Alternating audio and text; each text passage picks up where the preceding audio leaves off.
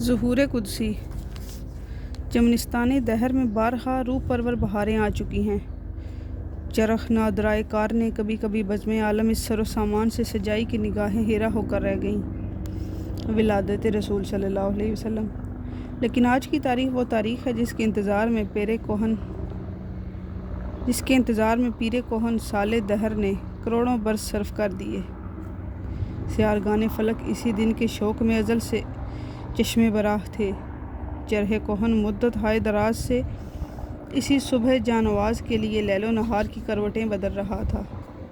کارکنان قضاء و قدر کی بزم آرائیاں، عناصر کی جدت ترازیاں، ماہ و خورشید کی فروغ انگیزیاں، ابروباد کی تردستیاں، عالم اقدس کے انفاس پاک، توحید ابراہیم، جمال یوسف، معجزے طرازی موسیٰ، جانوازی مسیح، سب اسی لیے تھے کہ یہ متاع ہائے گراں اور شہنشاہ کونین کے دربار میں کام آئیں گے۔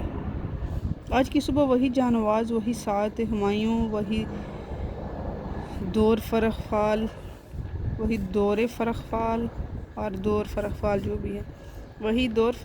ہے۔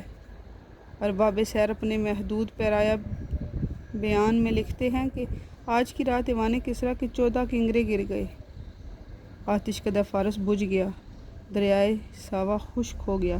لیکن سچ یہ ہے کہ ایوان کسریٰ نہیں بلکہ شان عجم، شوکت روم، اوج چین کے قصر ہائے فلک بوس گر پڑے۔ آتش فارس نہیں بلکہ حجیم شر، آتش کدہ کفر، آذر کدہ گمراہی سرد ہو کر رہ گئے۔ صنمخانوں میں خاک اڑنے لگی، بت کدے خاک میں مل گئے۔ شہرازہ مجوسیت بکھر گیا، نصرانیت کے اوراق خزاں دیدہ ایک ایک کر کے جھڑ گئے۔ توحید کا گلگلہ اٹھا، چمنستان سعادت میں بہار آ گئی۔ آفتاب ہدایت کی شعاعیں ہر طرف پھیل گئیں، اخلاق انسانی کا آئینہ پرتو قدس سے چمک اٹھا۔ یعنی یتیم عبداللہ، جگر گوشہ آمنہ، شاہ حرم، حکمران عرب، فرما روائے عالم، شہنشاہ کونین۔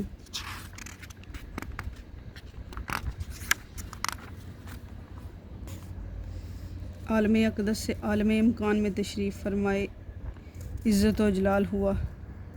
تاریخ ولادت کے متعلق مصر کے مشہور حیت دان عالم محمود پاشا فلکی نے ایک رسالہ لکھا ہے جس میں انہوں نے دلائل ریاضی سے ثابت کیا ہے کہ آپ کی ولادت 9 ربیع الاول روز دوشنبہ مطابق 20 اپریل 571 میں ہوئی تھی۔ آپ کا نام محمد رکھا گیا اور عام طور پر بیان کیا جاتا ہے کہ عبد المطلب نے یہ نام رکھا تھا۔ رضاعت۔ سب سے پہلے حضرت کو آپ کی والدہ نے اور 2-3 روز کے بعد صوبیہ نے دودھ پلایا جو ابو لہب کی لونڈی تھی۔ صوبیہ کے بعد حضرت حلیمہ سعدیہ نے آپ کو دودھ پلایا۔ اس زمانے میں دستور تھا کہ شہر کے رؤساء اور شرفاء شیرخوار بچوں کو اطراف کے قصبات اور دیہات میں بھیج دیتے تھے۔ یہ رواج اس غرض سے تھا کہ بچے بدوؤں میں پل کر فصاحت کا جوہر پیدا کرتے تھے اور عرب کی خالص خصوصیات محفوظ رہتی تھیں۔ شرفائے عرب نے مدت تک اس رسم کو محفوظ رکھا، یہاں تک کہ بنو امیہ نے دمشق میں پائے تخت قائم کیا اور شاہانہ شان و شوکت میں کسریٰ و قیصر کی ہمسری کی۔ تاہم ان کے بچے صحراؤں میں بدوؤں کے گھر میں پلتے تھے۔ ولید بن عبد الملک خاص اسباب سے نہ جا سکا اور حرم شاہی میں پلا۔ اس کا نتیجہ یہ ہوا کہ خاندان بنو امیہ میں صرف ولید ہی ایک شخص تھا جو عربی صحیح نہیں بول سکتا تھا۔ غرض دستور مذکور کی بنا پر سال میں 2 مرتبہ دیہات سے شہر میں عورتیں آیا کرتی تھیں اور شرفائے شہر اپنے شیرخوار بچوں کو ان کے حوالے کر دیا کرتے تھے۔ اس دستور کے مطابق حضرت صلی اللہ علیہ وسلم کی ولادت کے چند روز بعد قبیلہ حوازن کی چند عورتیں بچوں کی تلاش میں آئیں۔ ان میں حضرت حلیمہ سعدیہ بھی تھیں۔ اتفاق سے ان کو کوئی بچہ ہاتھ نہیں آیا۔ حضرت صلی اللہ علیہ وسلم کی والدہ نے ان کو مقرر کرنا چاہا تو ان کو خیال آیا کہ یتیم بچے کو لے کر کیا کروں گی، لیکن خالی ہاتھ بھی نہیں جا سکتی تھیں۔ اس لیے حضرت آمنہ کی درخواست قبول کی اور حضرت کو لے کر چلی گئیں۔ ان کی ایک صاحبزادی تھی جن کا نام شیمہ تھا۔ ان کو حضرت صلی اللہ علیہ وسلم سے بہت انس تھا، وہی آپ کو کھلایا کرتی تھیں۔ 2 برس کے بعد حلیمہ آپ کو مکہ میں لائیں اور آپ کی والدہ ماجدہ کے سپرد کیا۔ لیکن چونکہ اس زمانے میں مکہ میں وبا پھیلی ہوئی تھی، آپ کی والدہ نے فرمایا کہ واپس لے جاؤ، چنانچہ دوبارہ گھر میں لائیں۔ اس میں اختلاف ہے کہ آپ حضرت حلیمہ کے یہاں کتنے برس رہے۔ ابن اسحاق نے وثوق کے ساتھ 6 برس لکھا ہے۔ حوازن کا قبیلہ فصاحت و بلاغت میں مشہور ہے۔ ابن سعد نے طبقات میں روایت کی ہے کہ رسول اللہ صلی اللہ علیہ وسلم فرمایا کرتے تھے کہ میں تم سب میں فصیح تر ہوں، کیونکہ میں قریش کے خاندان سے ہوں اور میری زبان بنی سعد کی زبان ہے۔ بنی سعد حوازن ہی کے قبیلے کو کہتے ہیں۔ حضرت حلیمہ کے ساتھ حضرت کو بے انتہا محبت تھی۔ عہد نبوت میں جب وہ آپ کے پاس آئیں تو آپ میری ماں کہہ کر لپٹ گئے۔ یہ دلچسپ واقعات آگے آئیں گے۔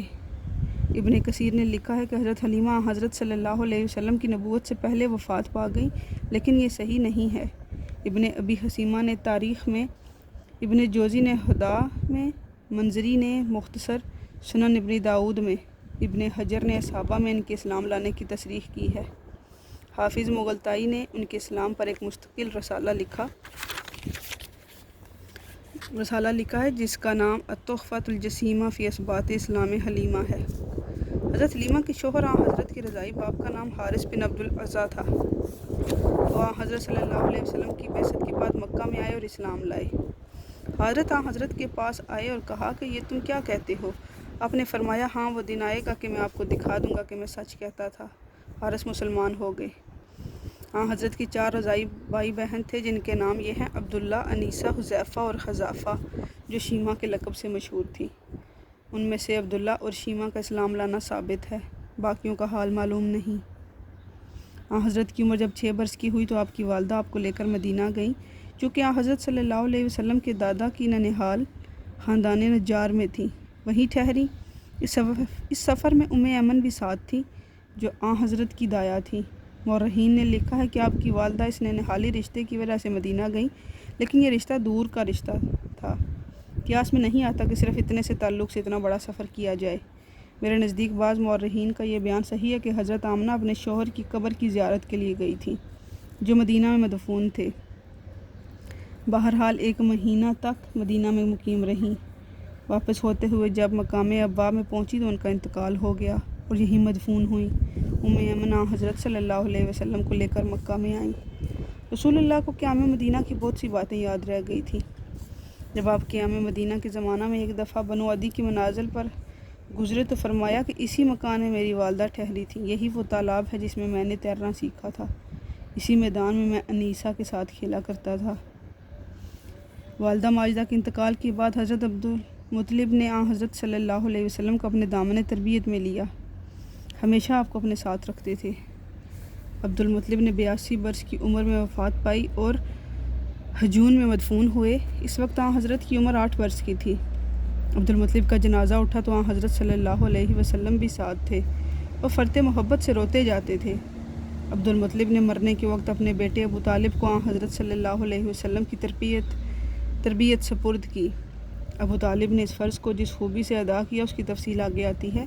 یہ واقعہ خاص طور پر لحاظ رکھنے کے قابل ہے کہ عبدالمطلب کی موت نے بنو ہاشم کے رتبہ امتیاز کو دفعتاً گھٹا دیا، اور یہ پہلا دن تھا کہ دنیوی اقتدار کے لحاظ سے بنو امیہ کا خاندان بنو ہاشم پر غالب آ گیا۔ عبدالمطلب کی مسند ریاست پر اب حرب متمکن ہوا، جو امیہ کا نامور فرزند تھا۔ مناسب ریاست میں سے صرف سقایا یعنی حجاج کو پانی پلانا عباس کے ہاتھ میں رہا، جو عبدالمطلب کے سب سے چھوٹے بیٹے تھے۔ ابو طالب کی کفالت۔ عبدالمطلب کے 10 بیٹے مختلف ازواج میں سے تھے۔ ان میں سے حضرت صلی اللہ علیہ وسلم کے والد عبداللہ اور ابو طالب ماں جائے بھائی تھے، اس لیے عبدالمطلب نے حضرت صلی اللہ علیہ وسلم کو ابو طالب ہی کی آغوش تربیت میں دیا۔ ابو طالب حضرت سے اس قدر محبت رکھتے تھے کہ آپ کے مقابلہ میں اپنے بچوں کی پرواہ نہیں کرتے تھے۔ حضرت کو ساتھ لے کر سوتے اور باہر جاتے تو ساتھ لے کر جاتے۔ غالباً جب آپ کی عمر 10-12 برس کی ہوئی تو آپ نے بکریاں چرائیں۔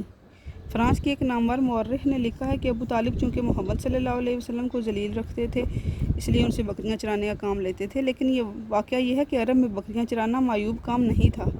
بڑے بڑے شرفاء اور امراء کے بچے بکریاں چرایا کرتے تھے۔ خود قرآن مجید میں ہے وَلَکُمْ فِیہا جَمَالٌ حِینَ تُرِیحُونَ وَحِینَ تَسْرَحُونَ، اور اس میں تمہارے لیے خوبصورتی اور جمال بھی ہے جبکہ تم صبح انہیں چرنے کے لیے بیچتے ہو اور جبکہ شام کو واپس لاتے ہو۔ اور حقیقت یہ ہے کہ یہ عالم کی گلابانی کا دیباچہ تھا۔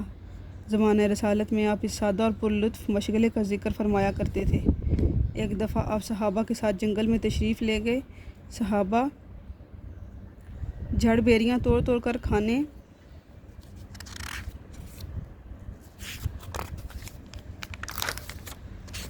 کھانے لگے۔ آپ نے فرمایا جو خوب سیاہ ہو جاتے ہیں زیادہ مزے کے ہوتے ہیں۔ یہ میرا اس زمانے کا تجربہ ہے جب میں بچپن میں یہاں بکریاں چرایا کرتا تھا۔